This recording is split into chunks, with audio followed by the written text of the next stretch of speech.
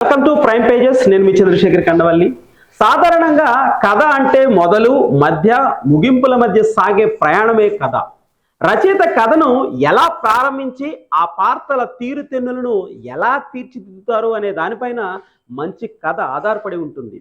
మనం హిట్ 3 సినిమాను అనలైసిస్ చేసినప్పుడు డేంజరస్ పోలీస్ ఆఫీసర్గా ఉన్న అర్జున్ సర్కార్ తన ఇన్వెస్టిగేషన్లో మనుషులను క్రూరంగా చంపుతూ డార్క్ వెబ్లో ఒక టీంలో చేస్తున్న అకృత్యాలను ఆపడానికి చేసే ప్రయత్నమే ఈ కథ.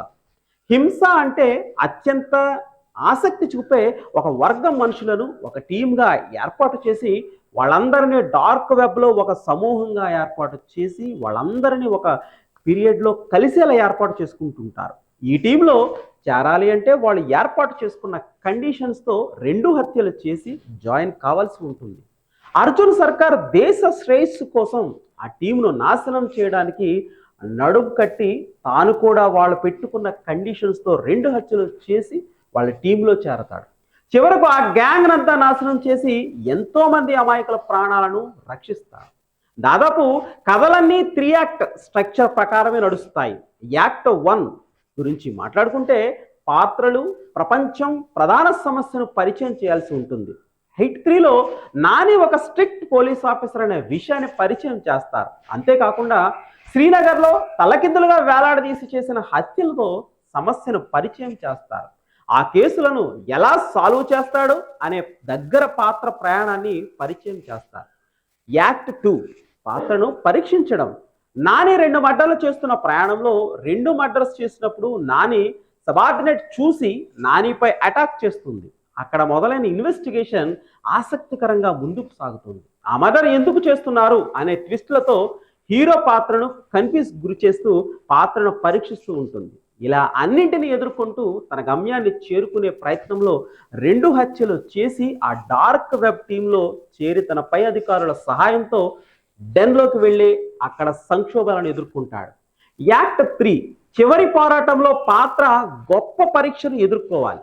ఈ 3లో నాని తను మాటిచ్చిన ప్రకారం చిన్న పాపను రక్షించి ఆ పాపతో పాటు చాలా మంది అమాయకులను రక్షించి ఆ డార్క్ వెబ్ టీం అంతా నాశనం చేసే ప్రయత్నంలో నాని డార్క్ వెబ్ టీంకు దొరికిపోతాడు.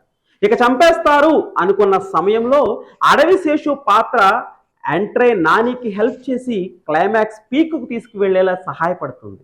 చివరిలో భావోద్వేగాన్ని పండించడానికి చిన్న పాపను విలన్స్ చంపబోతే నాని ఆ పాపను రక్షించి క్లైమాక్స్కు తెరలేపుతాడు. ఆ పాపను రక్షించడంలో భావోద్వేగాలు బాగా పండాయి.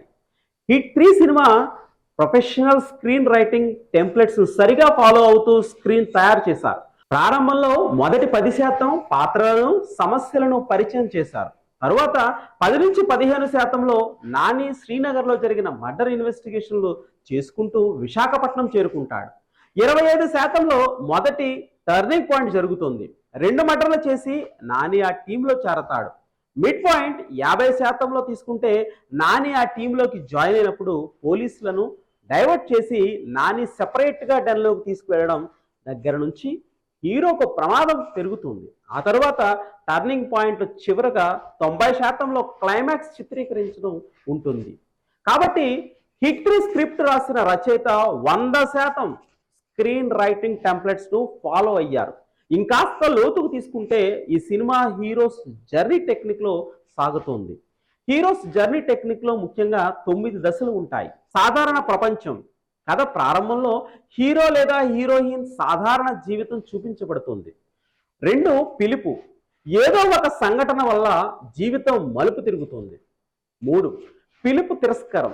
మొదట హీరో ఆ పిలుపును భయంతో లేదా సందేహంతో తిరస్కరిస్తాడు. మెంటర్తో కలిసే వేళ. మెంటర్ లేదా గైడ్ హీరోలకు సలహా ఇస్తారు. కావలసిన పరికరాలు, ధైర్యం ఇస్తాడు. 5 కొత్త ప్రపంచంలోకి అడుగు పెట్టడం. 6 పరీక్షలు, మిత్రులు, శత్రువులు. కొత్త ప్రపంచంలో కొత్త మిత్రుల పరిచయం కావడం, శత్రువులతో సమస్యలు కావడం లాంటివి సంఘటనలు ఉంటాయి. 6 పరీక్షలు, మిత్రులు, శత్రువులు. కొత్త ప్రపంచంలో కొత్త మిత్రులు పరిచయం కావడం, శత్రువులతో బలుసుకోవడం లాంటి సంఘటనలు. 7 పెద్ద పరీక్షకు ముందు హీరో ప్రమాదకరమైన ప్రాంతానికి చేరుకుంటాడు. 8 ఆ తరువాత హీరో కఠిన పరీక్షను ఎదుర్కోవడం. హీరో అనుకున్నది సాధించడం, ఇవన్నీ హిట్ 3లో సమృద్ధిగా ఉన్నాయి. కాబట్టి హిట్ 3లో అత్యంత వైలెన్స్ ఉన్న ప్రేక్షకులను విశేషంగా ఆకట్టుకుంది.